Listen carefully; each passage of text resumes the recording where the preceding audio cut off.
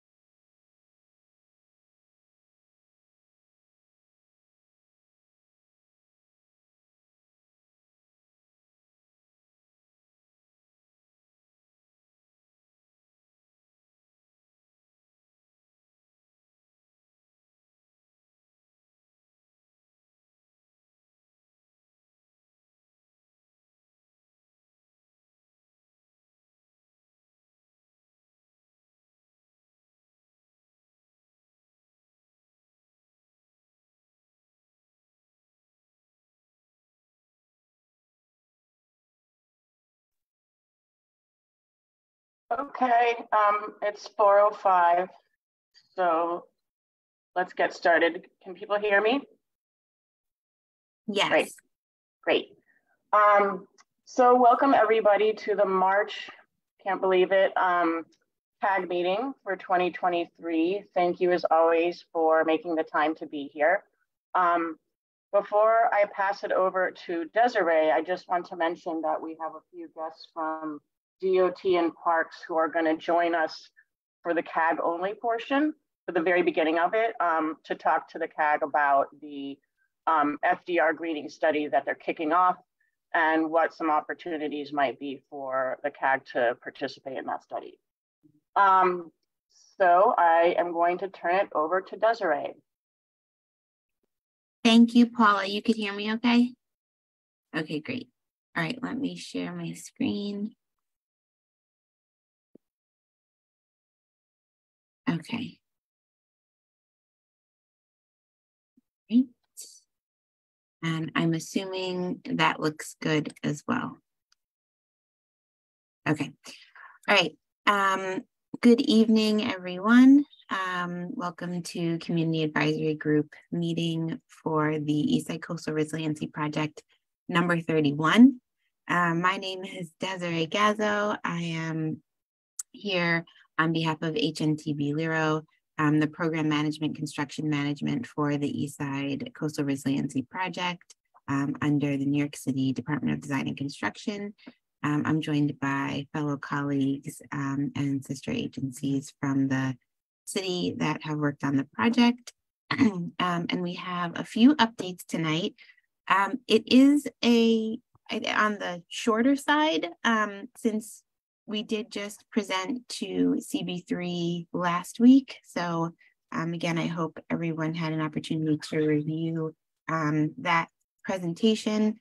I again thank my colleague Parker for presenting last week in my absence. So for those of you who were there, Parker is a new member of the community engagement team, and he will be working with Joyce and I and the other community construction liaisons as well as part of the community engagement team. Again, it didn't get to formally introduce him, but he did present last week and may be presenting at other meetings moving forward. So just to move forward with the ESCR update, again, this is the project area overview, which we always show. The ESCR focus area topics for this meeting would be the construction progress and approach, environment, access, signage, and safety, and hiring compliance.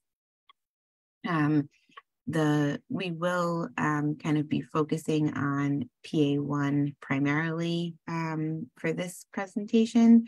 There aren't any PA2 updates since the last CB meeting, and then there'll be some PC. For work with us updates, we did just want to make everyone aware that as of the CB3 meeting, there were new job postings on the ESCR website. This includes cost engineer, project bookkeeper, and field accounts payable specialist, all under IPC. There are still several HNTB Lero positions available also on the Work With Us website. So if you haven't taken a look recently, please do. You could find the descriptions for all of these job postings on there as well, and you could submit your resume. If anyone has a resume, or if you know anybody who has a resume that they would like to submit for review, our team also offers resume review services. So you can apply like you're applying for a job, and there's a little on the drop down, it says resume review, and then you can submit your resume for review. So just an option there, where you can email one of our community construction liaisons. Also, the Work With Us quarterly event was February 28th. And out of that did come some training opportunities, both with Workforce One and NYCHA Reese. So there were a number for the month of March under NYCHA Reese, but we've just updated this list to include the ones that are still available this month. And then the Workforce One, there are links to all of these training opportunities on the website as well. So just for today, as mentioned previously, we will do a quick overview of contracts. For the bulk of the PA1 and PA2 construction updates, please again see the CB3 presentation. For PA1 pedestrian access updates, we will go over a number of items today.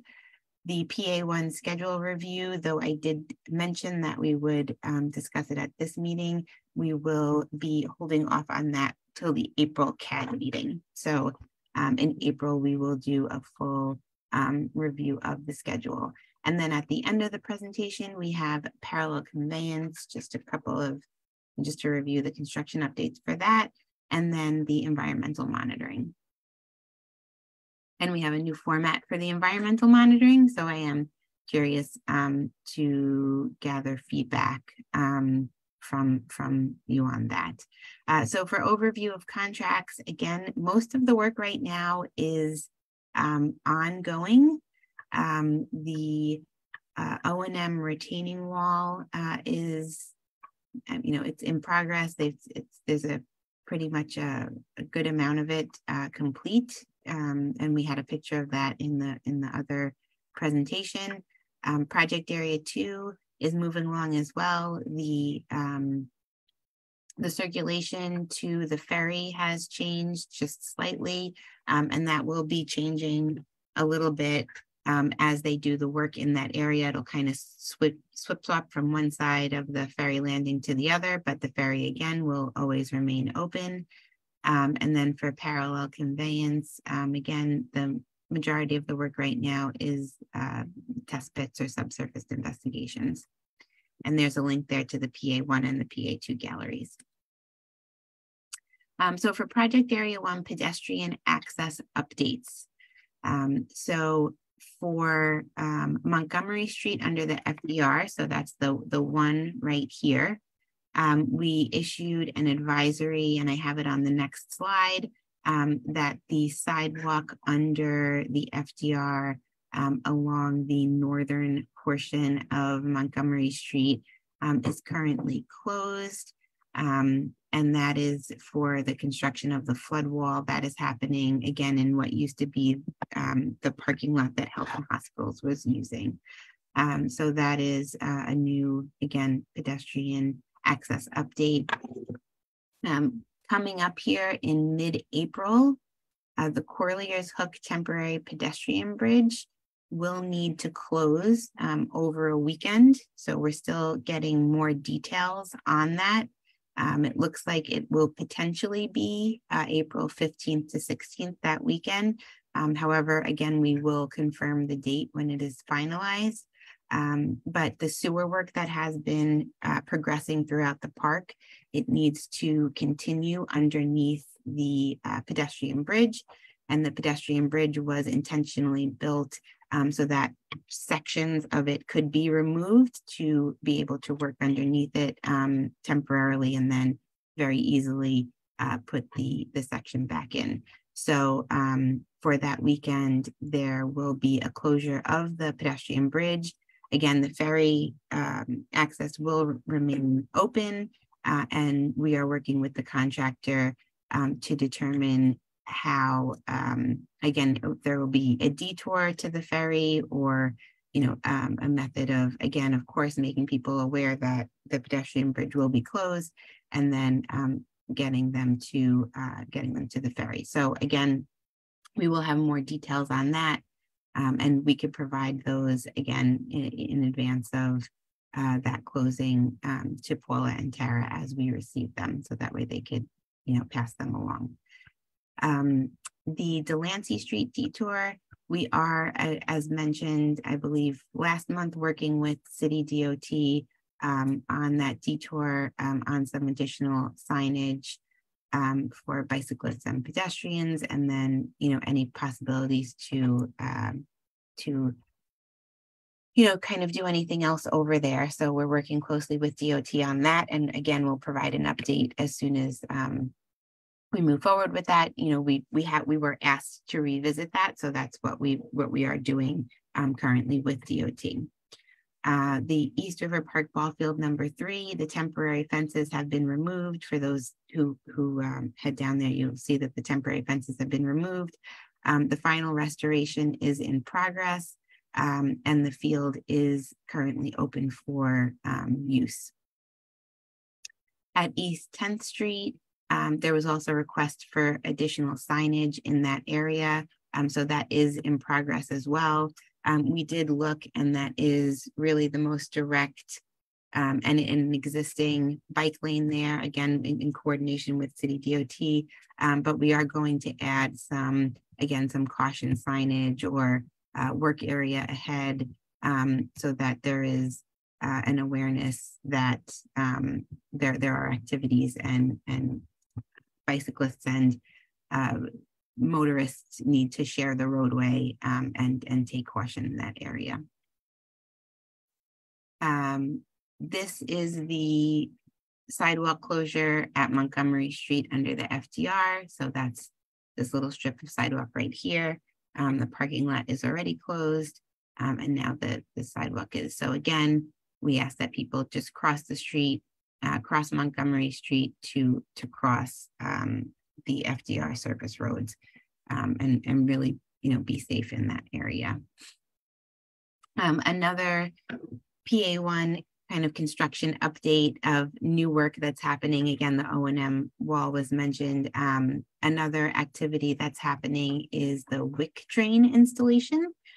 So this is a illustration from the Keller website, who we're using their process for the WIC drains, and then these are 2 photos from on site. And basically, the WIC drains, it's this geotextile filter. So that's this kind of white thing here, and it acts as a drainage path to take water out of the soil. So this is going to help with the compaction of the soils. Again, earlier on in the project, we had mentioned that, before building on the soils, they need to be compacted, and that takes a certain amount of time. And then the new soil will need to be compacted, and that takes a certain amount of time. So the WIC drains will help with that, with that compaction by kind of soaking up the moisture that's in the soil so that it can compact quicker. So that's just a new operation that we wanted to highlight as part of the construction process for project area 1. For parallel conveyance, again, the #1 operation right now for parallel conveyance is the test pit operations. So in order for the contractor to do those test pits and that subsurface investigation and some of the site survey, they need to take parking in certain areas. So many of the community advisories that we've been issuing have to deal with that limited parking in certain areas.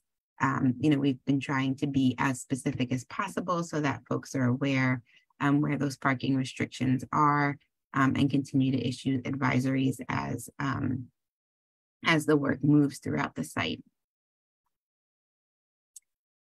This is the typical construction sequencing for PC. Again, we have it for PA2, for PA1, and then this is for PC. So we are at the test pit and site survey phase for both parts of the project. Again, the construction activities will start in the in the southern end and then move north. But the contractor is again completing the test pits and site survey in the northern area, and that has limited impact in that area. For the environmental reporting update for air quality monitoring, these are the PA1 monitoring locations. They have not changed in the past couple of months. So there was a request to try to make the updates in a multilingual. So we are experimenting with a new layout for the AQM reporting so that it can be a little bit more friendly to a number of people in the community. This is, again, we've condensed the information into a chart where we had 1, 2, 3, 4. We originally had 4 locations that were associated with, with the map. So if you looked at the map and then you look at the locations, you could see generally which monitoring machines are in, each location. We received, a request, again, since East 10th Street is a little outside of that shared use path work, to pull that out separately. So we have done that and pulled out East 10th Street and that monitor separately. So now there's 5 locations. And then again, in an effort to make this a little bit more, again, friendly for all of the community, we are looking for ways to add the Spanish and Chinese translations here as well, since that does, end up posted on the environmental website that we have in a full summary for each month. So we are going to try to figure out a way to make the cause and mitigation again translated as well. But for now, this is kind of an approach that we're taking. So again, it doesn't have to be right now, but we would appreciate, any feedback that anyone has on this new approach.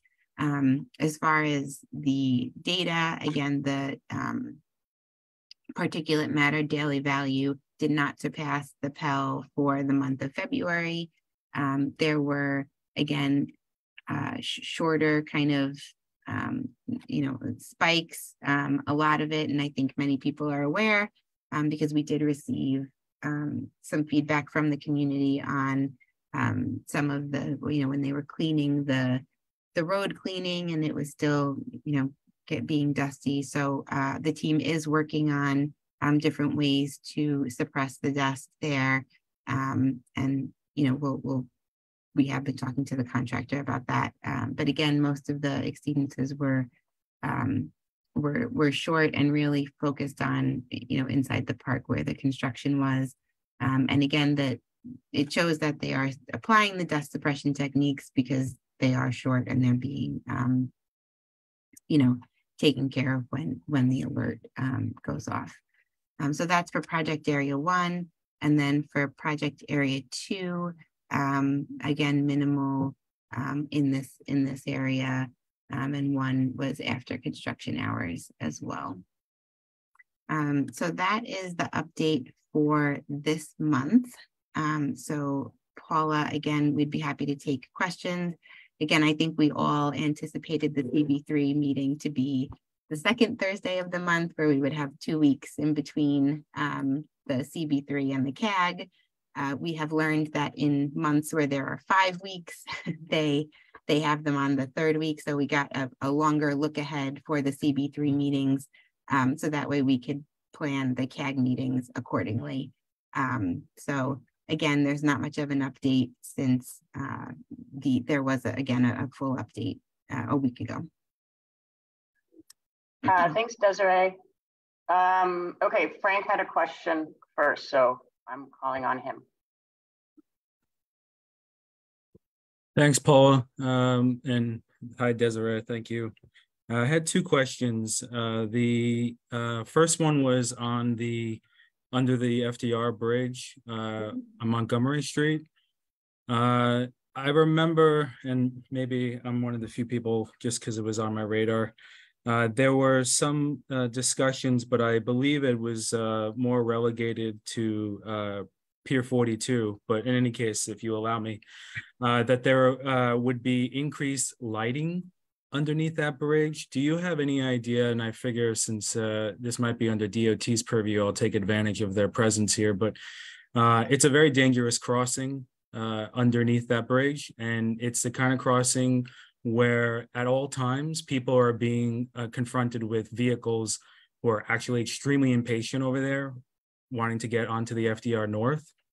But since you're closing it, I was just wondering if you had any information, or if you can then take it back, the request to reevaluate that crossing in and of itself. And like I said just a moment ago, is I thought it was discussed, and I think it was maybe in Pier 42 capacity, but about additional lighting being placed there. So I'm assuming that you wouldn't know, but again, I just want to take advantage of the moment with DOT, because I think that might be within their purview as well. Yeah, we can, if anybody from DOT wants to chime in, they're more than welcome to. Again, I'm not aware of those conversations, but certainly can, again, we do have ongoing conversations with city DOT, so we could definitely bring that back and continue to talk about that and see maybe what the history of that was in that area. Yeah, I think the overall expression that I want to leave folks with is just, it's a dangerous crossing. And it really seems a tragedy if we're going to be opening up fully Pier 42 as a rec play community area for use. Then you're literally putting people against vehicles that always have a green light in one direction or another. In any case, my other question is regarding, and I know there have been cases where folks here, myself, my colleague Sam from Gouverneur Gardens, because we have a lot of residents that pay attention, where there was truck idling. And so you noted that on your, your permissible list a moment ago, but I'm wondering, particular matter, I'm wondering if you understand though, because I just wanted to see that map again. Is this along that's what so I brought up in a previous meeting how it was a little confusing for us over here since there's ESCR construction and vehicles relating to that, but then it seemed like some of the emissions were actually coming related to Pier 42 construction. Has that been figured out? In other words, like, are the readings that we're getting now specifically, can you say it's related to ESCR, or is there kind of that sort of vagaries about whether or not it's that or the construction of Pier 42? Yeah, that's down here at Montgomery Street, because there is, you have the FDR on-ramp, you have the construction entrance, you have Pier 42.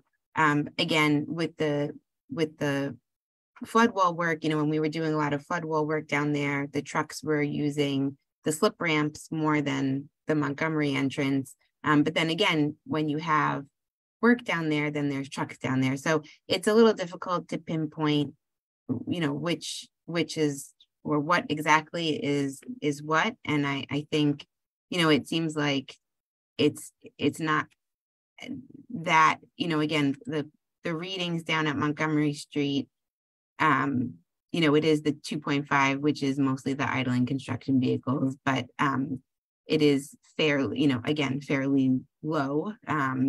But if it was becoming a larger problem, I think they would maybe take a look at which project it's coming from. But at this point, it's, just when there's, if there's something if there's a truck that's identified as being an idling truck and setting off then, they tell them to,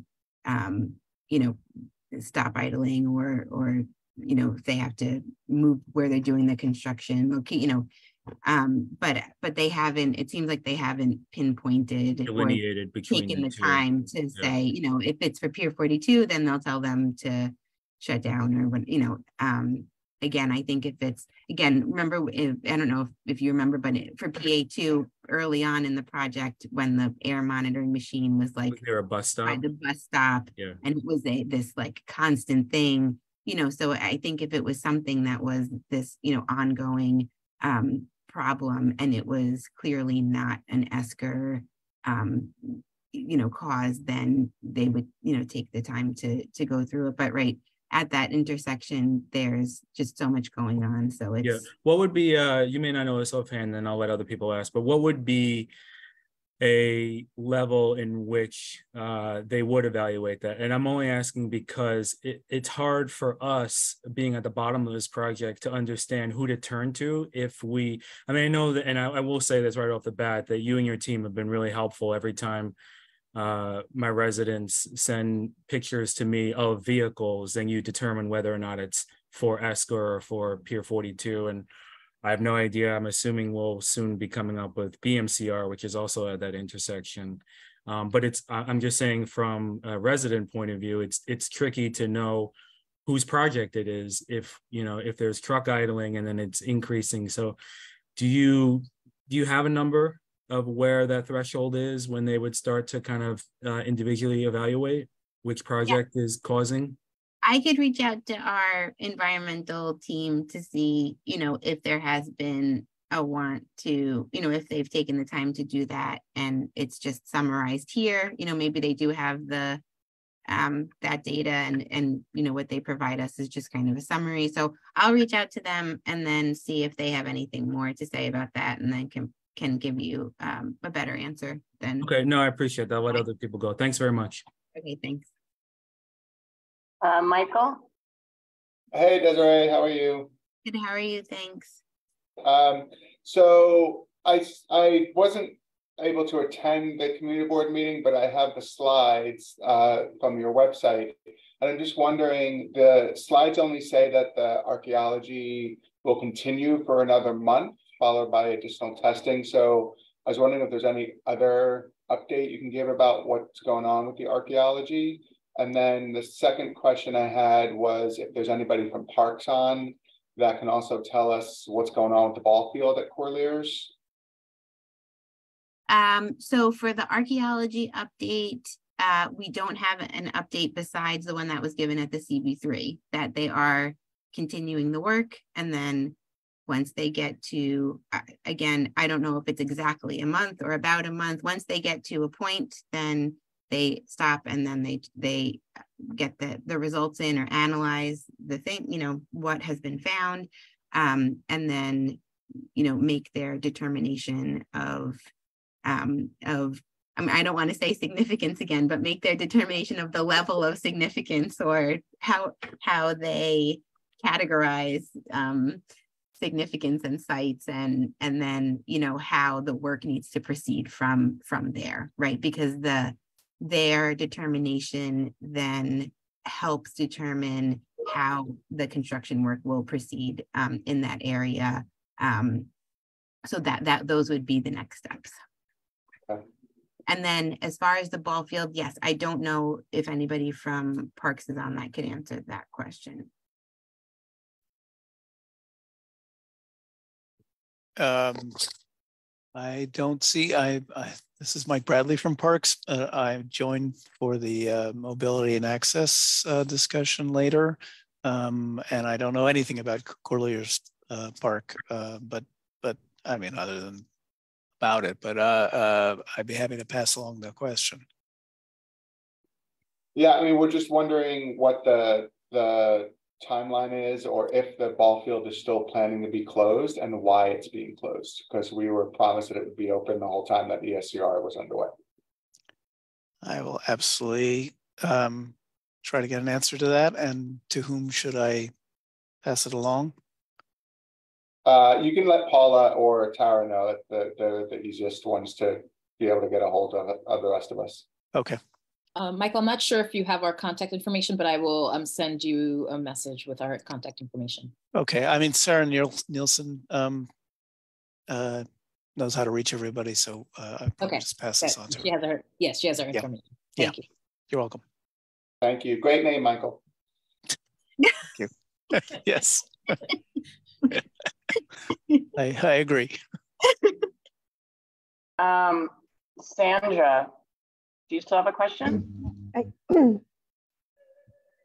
do. And for some reason, I can't get my video to go on. But yes, for PA2, Desiree, I know you didn't cover too much today because you did come to visit us. But I was wondering if there's any update on when the park would open, and also if the issue of gates in the bulkhead, the access to the actual water had been, if that had progressed at all. Yeah, so as far as I know, I believe again that I believe we're projecting May, June, early summer for that northern part to open. Again, Dina last month had given us a update on other items that EDC Solar One and DDC are coordinating that have to do with some of the items that are being manufactured right now. So again, we do not have a hard date besides that for the opening of the northern part. I will say that the southern part, south of 20th Street, is, they're doing a great job with restoring the bottom part there. And so I think, I think the team is really hoping, by the end of this year that we'll have, some of Psycho Park open. But again, hopefully in the early summer, I guess late spring, that's May, June, that northern part can open once they have the rails up. And then as far as the access to the water, again, that is, a DDC, EDC discussion. And I'll follow up with that again, but I didn't receive any updates before this meeting, but I'll make a point to specifically ask about that and then reach out to you. Okay, thank you. And just to follow up then, once that construction starts for Solar One, it will no longer be a part of your project, so we won't get these same updates. Right, so the Solar One construction of the building is not part of the ESCR project. The ESCR project is contracted to complete the restoration of the hardscape, the site around the new building once the new building is constructed. But the construction of the building is not part of the ESCR project. So those would be separate updates from EDC that would not be part of the CAD meeting. But you'll be coming back to us then later on when it's all done, when the building's done, their building's done. Yes, yep. I mean, we will be here for we're in here for the long run. So yeah, as long as ESCR is under construction, yeah. Great, thanks very much. Wendy? Hello, I have a number of questions. I was in the park and looking at the signs, and somebody was like, where are we? Is there any way that a dot, a "you are here" dot, can be added to the signs in the park? So, like on the access maps? yeah, people are confused about what entrance they're near. It's, and some may be new park users, and that would probably take somebody about an hour to add a dot to all of them. Also true by the Corliers Bridge. It's very confusing still, the signage there. The temporary bridge. Yes, I'm sure we could add that to the access maps. Great. You know, you mentioned the wick drains, and are those left in place, or are they pulled out before the next layer of material is added? That is a great question. I will ask and I will get back to you on that. I also wondered if the contents are being tested at all. I know that the dewatering system is underway. Is there any data about what's going into the water, or what's been taken out of the water, and what happens to hazardous materials that are found in that water? I will need to get back to you on water testing. Again, I know we're doing, we do the soil testing, but I will check on the water testing. And speaking of soil testing, is there any data available on that yet? For soil testing data, that is foiled. We present on air quality. Any soil testing data would need to be foiled, like I believe people have done in the past. Okay, and there hasn't been a barge delivery yet, right? Well, so we have been using the barges for different reasons. For delivery, Of fill. Oh, of the fill. No, there have not been barge deliveries for the fill. No. And I'm asking because you didn't show it this month, but usually you show the time frame, and it shows that parts of the park will be completed and open later this year. Are you still on track? So we're going to present in April. We're going to have a deep, a kind of not a refresh, but we're going to go over the schedule because that's been asked, and we were going to go over it this month, but in April we're going to go over that. That's at CB3 or at this meeting? The CAG. The CAG. April CAG. Okay. And then this chart, why don't you number in relation to the monitors that are numbered on another piece of on another page? Yeah. So the thing is, for ease, the numbers in real life, like if you go to the air quality monitoring report, each monitor has like the name of the monitor is I think it's like 4 letters and numbers long. So for ease of these presentations, we just numbered them 1 to 14. So it's just much easier to see, but we can add the numbers, in here as well. Now that it's in chart form, it would be much easier to do that. So we could definitely do that. But we just didn't want people to get confused when they look here at at this data and see that they're numbered, and then when they go to the AQM report, there's different numbers. So right, but if you include that very map that you just showed and these single-digit numbers, or double-digit in some cases, it will be easier for people to understand what you're talking about. Northern Project Limit might not have a lot of meaning to some people, for example. Sure. And then it says here duration is the name on the center column. Could that be changed to exceedance duration so it's clear what you're talking about? Well, technically it's not an exceedance. It's just because exceedance is apparently very specific to like when it exceeds, it's an exceedance when it surpasses the 24-hour time weighted average. And this is, again, really just the surpassing or the action level. I mean, we could try to come up with something else, but it wouldn't be. Even spike. could be good. So people know what it is, because you say it's did not surpass. And most people don't know what the PEL is anyhow. I want to suggest that you put a QR code on here that goes to your website where you explain more information.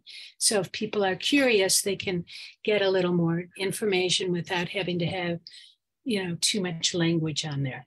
Yeah, so I think most of the time people, besides, because the CAG is, again, mostly the CAG group, and granted, we do get people that, call in via Facebook. This is kept on the air quality monitoring site where the fact sheet is, where all that information is. So most of the time, I think when people, I would imagine they go to it's very, for someone to go to the CAG presentation to find this, I think it would be easier for them to just go to the quality, the monitoring page. So we could certainly, the point of this was tried to be a simple review for you on a monthly basis. And I feel like if we try to add too much, it's not going to be simple anymore. And that was kind of the point of this exercise. So we could certainly explore, these comments, but we are trying to keep it very simple, and it is kept, it's filed on the air quality monitoring page where all of the explanation is, where what a PEL is, what a particulate matter is, so I could certainly maybe add links on here to some, the air quality monitoring fact sheet and the web page, but I am very hesitant to start to add too much to this because it is a lot of information and we're trying to really simplify it. So right. I was thinking this is going to be distributed separately from the website and some community settings. But that's really all I wanted, was to that those additional charts. And the last thing I want to say is better lighting at Montgomery. It's only been asked for about 10 years under the bridge, and it is a safety issue there. I come through there on my bike. The pavement is very uneven there. If when you're crossing the street on the side you want people to cross on, and somebody could get hurt from just not having enough lighting there. So I amplify that, and that's it. Okay, thank you. Trevor. Just a very quick note to Frank's point. We have put Pier 42 upland portion on the agenda, or we're trying to get that on the agenda for next month. Part of that design at Montgomery Street was a complete redesign, including a redesign for Pier 36 or Basketball City. That was part of the plan. It's actually on the website somewhere in terms, the full plan. But I will ask that question about that particular intersection, because I know in the resolution, we asked for that intersection to come first because of the danger and the mix, because there's 5 or 6 different things. And if there's an event at Basketball City or Pier 36, it makes it even more challenging. So just to know, I'm hoping that we get it on the calendar. I can't say until it's done, but it should be on the calendar for next month at CB3.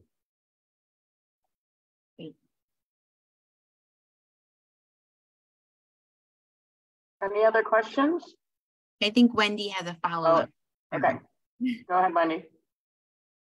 Wait, you're on mute, Wendy. Yeah. Thank you. People have noticed there's more truck activity, more like watering down of dust and things going on. Is that correct? Or is that just a misunderstanding? Is there more going on to suppress dust right now? Well, that's a good thing if there's more going on to suppress dust, because that's what you want. You want the watering of the locations to do that dust suppression. So that's what the contractor should be doing, is implementing the watering trucks to suppress the dust. And you'll see as the weather starts to change and we start to get into the summer when it's drier, and if we don't get a lot of rain, then there'll be more dust suppression techniques. So it is kind of variable with the weather, but that's what you want to see, is the added, watering down of the site. And it depends on the construction activities, and there's a lot of things that come into play. Yeah. Because came back over the 6th Street Bridge yesterday, and looking south down the closed section of the former Greenway, there were people running there. So the gate must have been open on the far side, and they were running back and forth. It's very, very dusty in there. And that's another place where a good cleaning needs to take place, is in that zone. I've also noticed a lot more young people in the park, especially after school now. The park is already filling up, and it's getting very crowded already. Okay, we'll make a note of that. Thank you. Any other questions for Desiree before we let her go? Okay. Thank you, Desiree. Thank you. So let's take a 2-minute break. And then we'll reconvene and hear from DOT and Parks about the greening study for the FDR.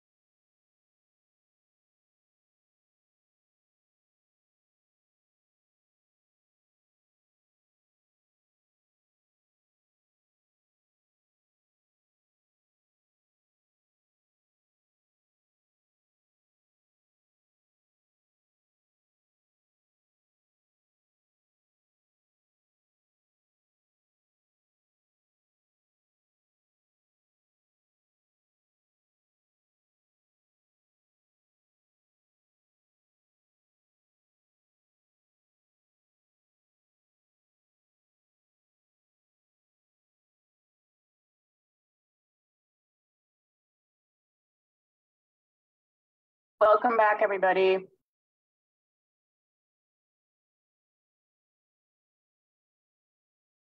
Okay, I'm going to turn it over to Jennifer from DOT. Awesome, thank you, Paula. And good afternoon, everyone. My name is Jennifer Santinez. I'm the Manhattan Deputy Borough Commissioner at the New York City Department of Transportation. It's good to see all of you. I'm joined today by a few city agency colleagues that I'd like to call out. We have Colleen Chattergoon and Kate Scherer, Cole July, Greg Haas, and Alan Olmsted from the DOT team, as well as Michael Bradley from the New York City Parks Department.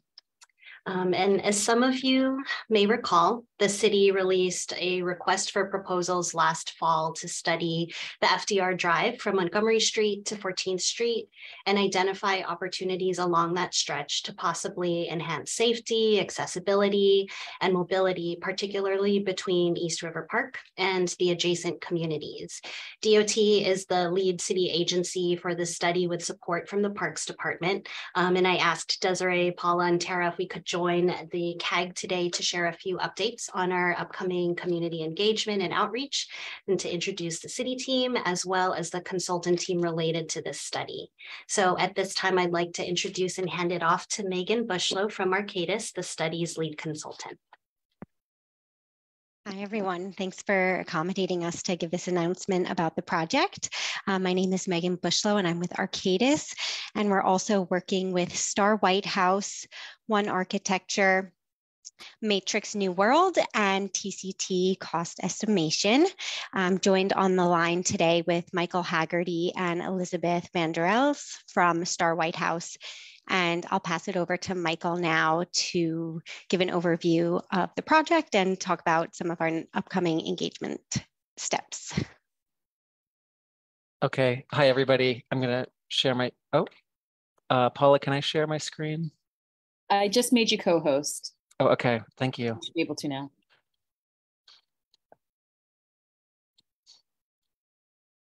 Does everybody see that? Yes. Okay, great. Thanks. Well, so I'm Michael Haggerty, principal at Star White House Landscape Architects and Planners, and we are helping to lead the community engagement aspect for this project. So I'll give you a little overview of the project and why we're here today to seek your input on our engagement approach and a neighborhood support committee that we'd like to have as part of the project. I only have a few slides here. So as you know, this study is following on one of the commitments associated with ESCR. And broadly speaking, the team will be looking at 4 thematic areas: mobility and access, open space in the public realm, resilience and stormwater management in the corridor. Our study area extends in the south from Montgomery Street up to 14th Street, and that includes FDR and the access road to the west, as well as South Street. This is a high-level conceptual study looking to work with community members to understand concerns and identify potential improvements across those thematic areas that I had described. So the engagement is a really important aspect of it.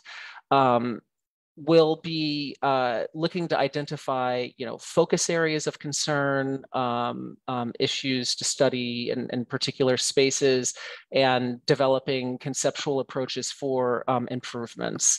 And, those will consider the feasibility, constructability, community desirability, really to help the city agencies consider longer term priorities, as well as coordinate with other capital projects that are happening in the area.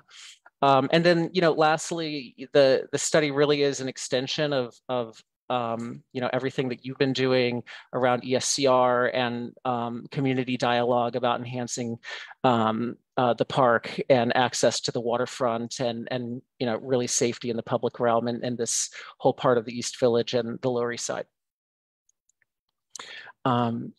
So we have a 12-month project schedule. We have planned 3 engagements, the first of which would be at the end of next month or in May, then a follow-up in the summer, and concluding engagement in the fall, winter. That first engagement is really going to be about listening and understanding community concerns.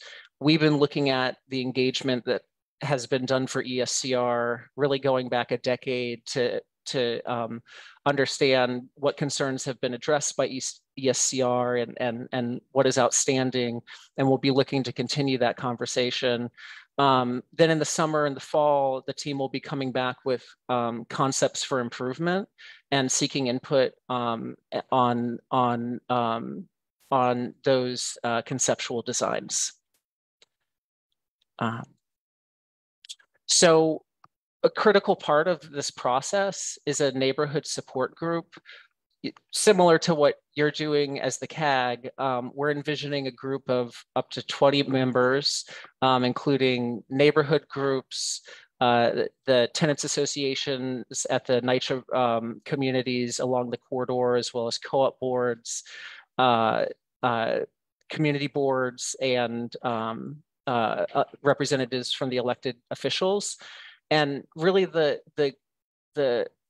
aim of the group is to help the team to make the engagement successful. And by this, we mean providing input on how we frame and communicate what the project is doing, and how we frame and present the concepts at later stages, but also to advise on some logistical concerns, such as, what's the best location, format, time for meetings. So individuals who participate in the neighborhood support group would be expected to attend 3 meetings that would precede the public workshops, as well as attend the public workshops and respond to materials that the team will distribute ahead of those meetings. So as I mentioned, the first workshop would be coming up in late April, early May. It's really an opportunity for the team to listen and kick off the project, review concerns that we've documented through all of the ESCR engagement, and then really set the stage for our study, again, looking at these themes of mobility, open space, resilience, and stormwater management. So we were hoping today to, get some initial feedback from you on this group, who potential members could be. For communication for the project, we have the Manhattan Borough Commissioner Office email here. That's sort of the point of contact for the project. We'll be getting a project website up and running on the DOT website in the next few weeks. But for now, this is the email to communicate with the project team for. Thank you for having us here, and looking forward to hearing your feedback on this first stage of our project. Trevor, do you have a question? Yeah, I have a few. I'm glad to hear about this. I didn't realize that it had gotten to this point. The first thing I noticed on the slide that the community board came at, or near the end of the sort of engagement process. Yeah, in winter 2023-24. Has this been presented to Transportation Committee at CB3 yet? Hi, Trevor. No, so this is, we just wanted to bring this just a general initial announcement to the CAG. And then now that you're here, I guess we can discuss, what CB3 would like in terms of additional, I guess, outreach or announcements that we can provide. Yeah, I think a similar announcement at CB3. I think the Transportation Committee, because my next question asked about the goal of this, which I'm not sure what the goal is at this point, but I think it would be the Transportation Committee and not Parks. That would be great for me, but you can contact Susan and ask what committee will be appropriate. The other thing I'd like to add is I was on another committee regarding congestion pricing, which was a bit disturbing for this area, because they indicated that we would actually see an increase in traffic, even though we're an environmental justice area, because all the traffic would go up the FDR, and there was no way to really mitigate that, which is problematic and ripe for a lawsuit and all that crap. But yeah, I hope this particular study examines that. Those are my two main issues. And so thank you for those questions, Trevor. I'm going to just, I know we already addressed, I'll reach out to Susan about which committee would be best appropriate to receive additional outreach for our upcoming engagement. I will just note, right, like the community workshop dates haven't yet been set. And then I know that the consultant team is looking to have the neighborhood support group, the NSG, in place to assist in that kind of like that planning for the community workshops.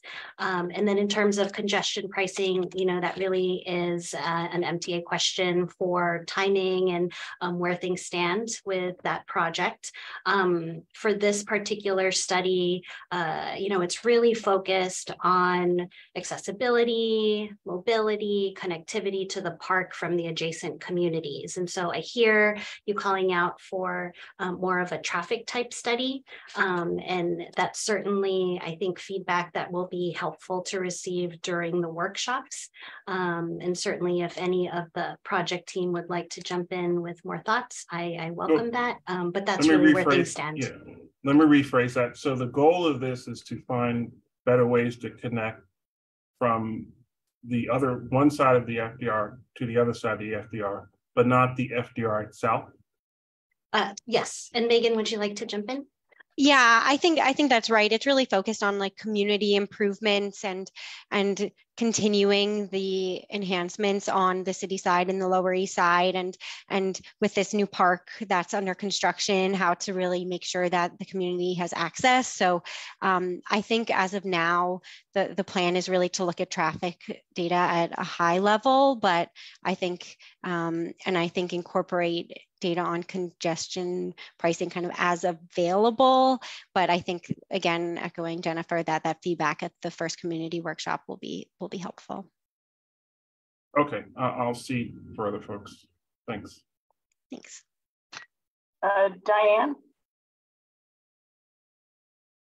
Hi, yeah, I think I'm kind of echoing Trevor's point about clarifying what the goal of this is, because I think that a lot of people hearing about this will react with, wait a minute, I thought that, are we having another construction project? Are we going to have more of the park torn up again? Are they going to tear up the brand new park? Or we were told that these new bridges that are being installed to replace, you know, the old ones that are not ADA compliant would improve access to the park. So what else are we talking about here? So I think there's kind of a lack of specificity about the way it's described so far. It's going to be confusing for people and or alarming because everyone's looking forward to the completion of ESCR and being able to use the new park freely. And I think this is going to raise some questions about what's going on. So I would just suggest being a little bit more specific about what this project is, you know, might accomplish before you bring it to the public, so that you don't waste a lot of time with people worrying unnecessarily. Yeah, thank you, Diane. That's great feedback. And I see a lot of nodding heads from the consultant team. And just to kind of further clarify, you know, we can work on the messaging about how this study is really in response to what the community was asking for, you know, for ESCR. And this was part of one of the city's commitments to, you know, study greening and open space and connectivity around the FDR. So points taken. Thank you. Okay. Christine, do you have a question or a comment? Yes, I have a comment. Thank you. I just want.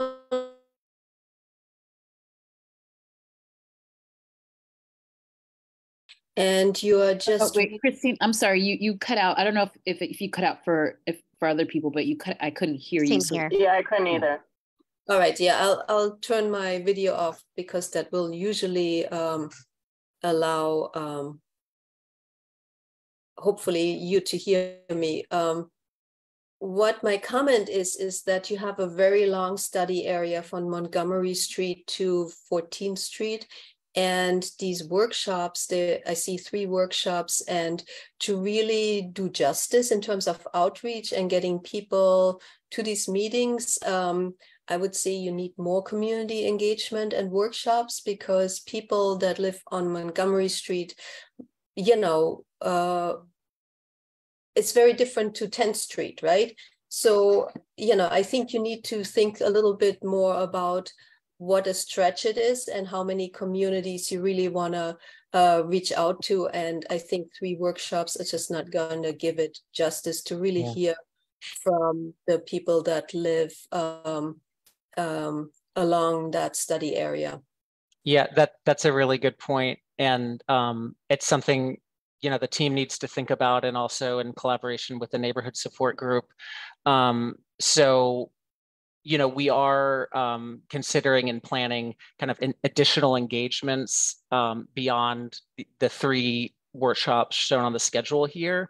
So if it turns out that, you know, it makes sense to go to the Tenants Association meetings at each of the NYCHA communities along the study area, and kind of participate in those and solicit feedback through those meetings, that might be one approach. Similarly, we might look at community events and tabling during the summer. So it's definitely something that we're thinking about, because you're right, it is such a large and diverse area to have a study. The other thing we can consider is that, you know, the workshop might not be, you know, a public meeting where everyone comes together. We might do the first workshop as a walking tour that people can participate in along the segment of the study area that they live in. Or again, we might coordinate with another community event that's happening, so that we can reach people that way. So I appreciate that feedback, and it's something that we're definitely thinking about. Frank. Thanks.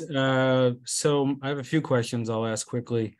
One is right off the bat, is this DOT led with New York City Parks, or I'm curious who the agency is that's really in charge? That's my first question.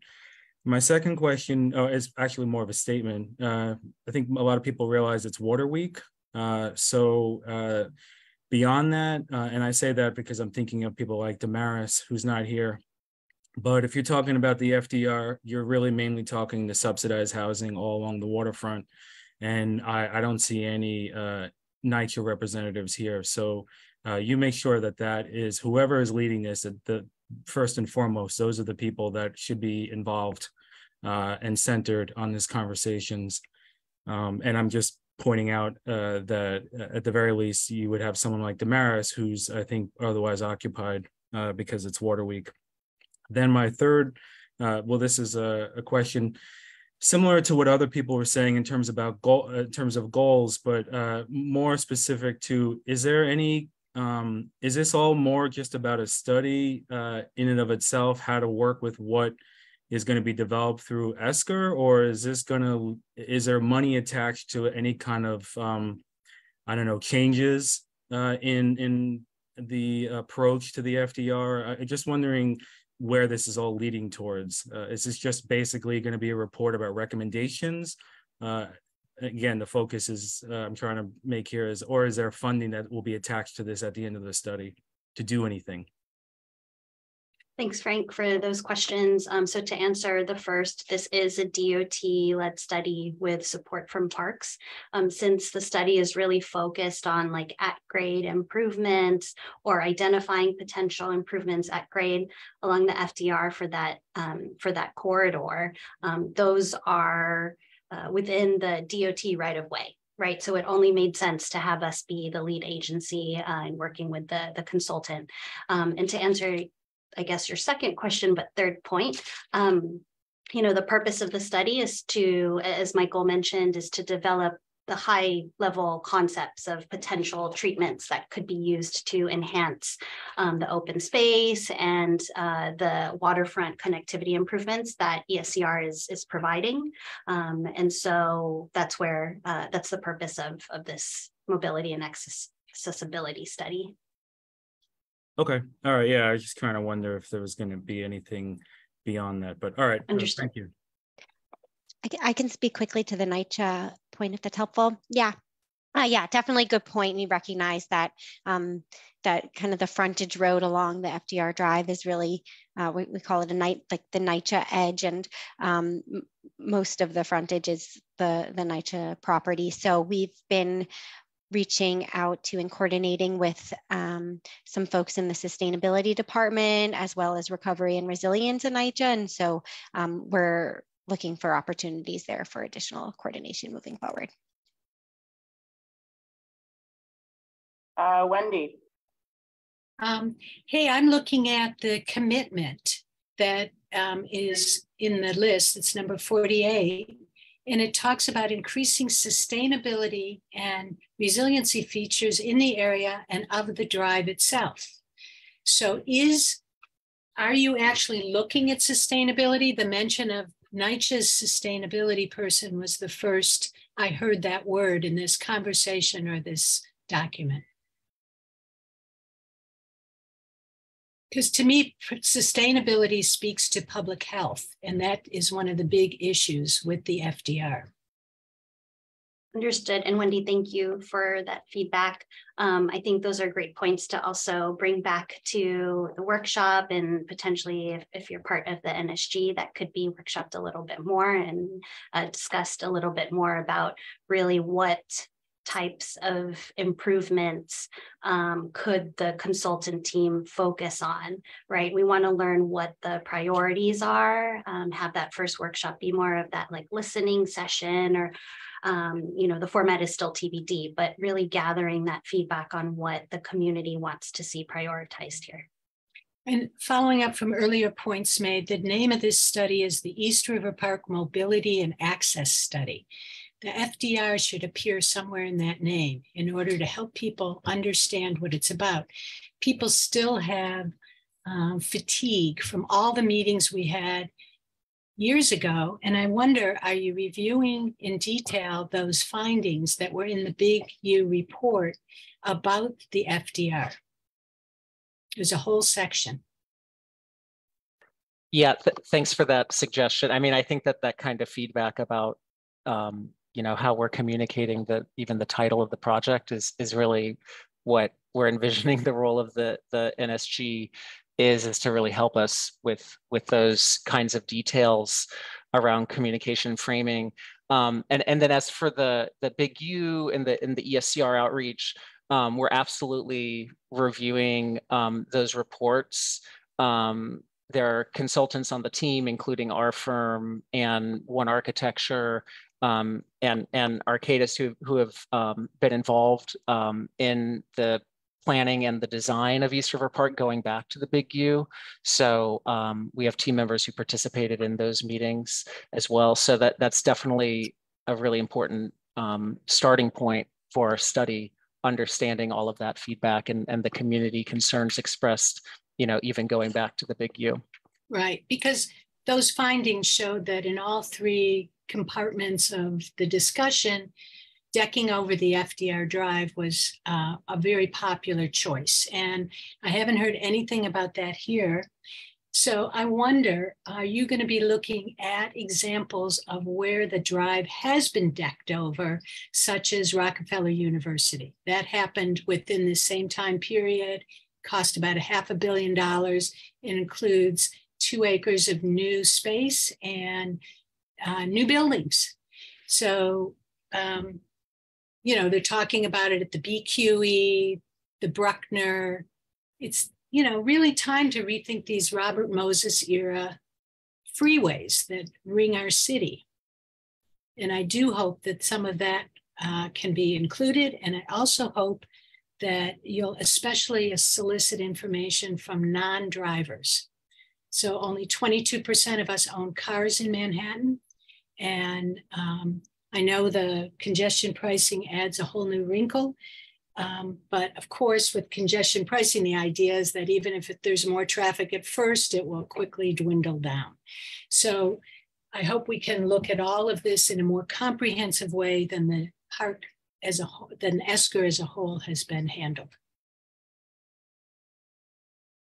Thank you, Wendy. And as Michael had mentioned too, one of the reasons why we wanted to create the NSG was to have a more focused group of stakeholders specific to the study area, kind of separate from the larger ESCR project and community. So appreciate all the feedback there. Thank you. Thank you. Any other questions? Sandra.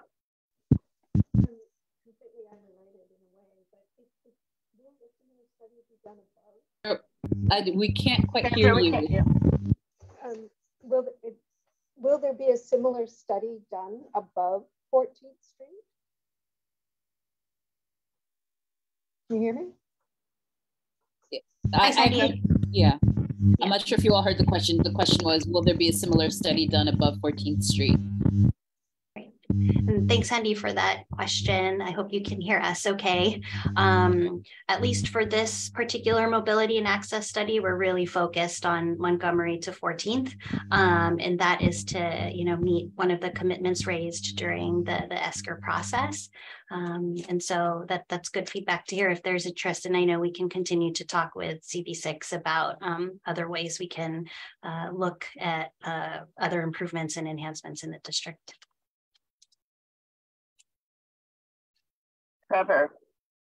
Yeah, just real quick to follow up on Frank's point, because I didn't know if I got clarification on funding. I know that the commitment was to do a study, and you send out an RFP and you have some firms who are going to do a study.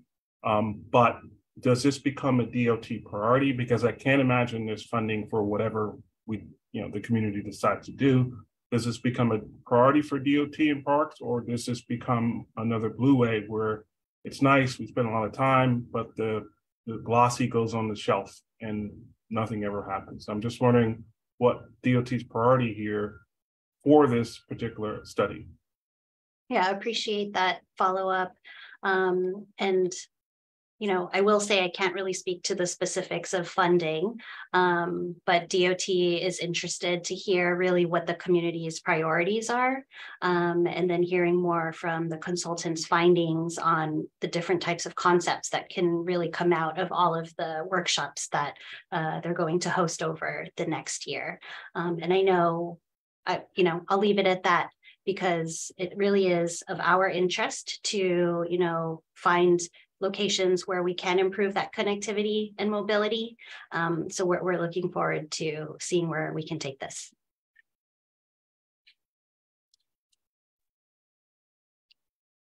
Any other questions? Okay, well, thank you, Jennifer, Michael, Megan, and the rest of the team.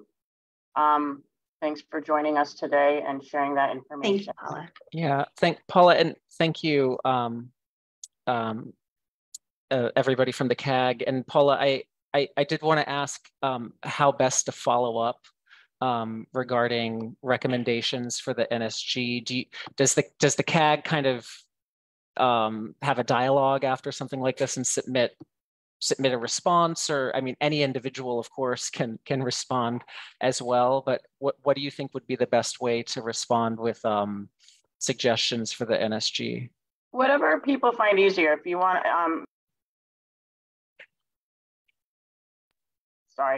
Megan just put the email in the chat for where people can send suggestions, but if they forget that email after this meeting, they can send them to me and Tara, and then we can forward them to you, Michael. So okay, whatever people want to do. Okay, and I think that these slides, I think, will get forwarded to you as well, so okay, you'll have great. the address. Yep. So we're the conduit, for communication with the CAG. Okay. Let me just add that our local elected officials, because this CAG is pretty a different group. I mean, there are people outside of the CAG who might want to be on it, and they don't know they wouldn't know that this is going on. So our local officials are also another resource. Right, thank you. Yes, and thanks all again for the time. We look forward to hearing from you all again. Thanks again. Thanks, everyone. You guys can sign off and we'll have our CAG only conversation. Thanks.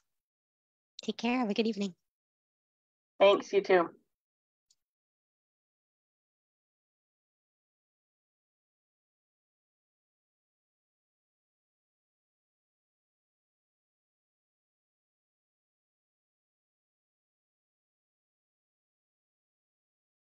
Okay, hi everybody. I hope that was useful. So we don't have much of an agenda, as has been the case for a little bit. We did just very recently, I think today and yesterday, get some responses from Desiree about the other commitments that we had asked about status updates on. So we will share those with you in the coming few days. But anything else that people want to raise? Or I don't know if Tara, if you have anything to say? No, other than, yeah, I know we have to, they came in a few different emails, so we just want to gather everything. I know that there was feedback that was presented to the to DOT today, so that'll be in the meeting summary. I mean, however you all, if there are things that you want just to send directly to us and that we can communicate to them, just to make sure that basically we can stay on them for the responses, however you all would like to communicate. But I think it might be better if you funnel them through us, just so we can stay on top of it or see us. But yeah, other than that, I don't really have anything. Wendy, is your hand raised from the previous? No, I just wanted to ask, because I've asked before and I don't know if there's a updated at all. Will Con Ed come in and talk to us? I don't know about that, but I do know that your questions that you submitted about Con Ed, Desiree told us like 2 days ago, they're still working on answering them. Thank you for that update. Yep.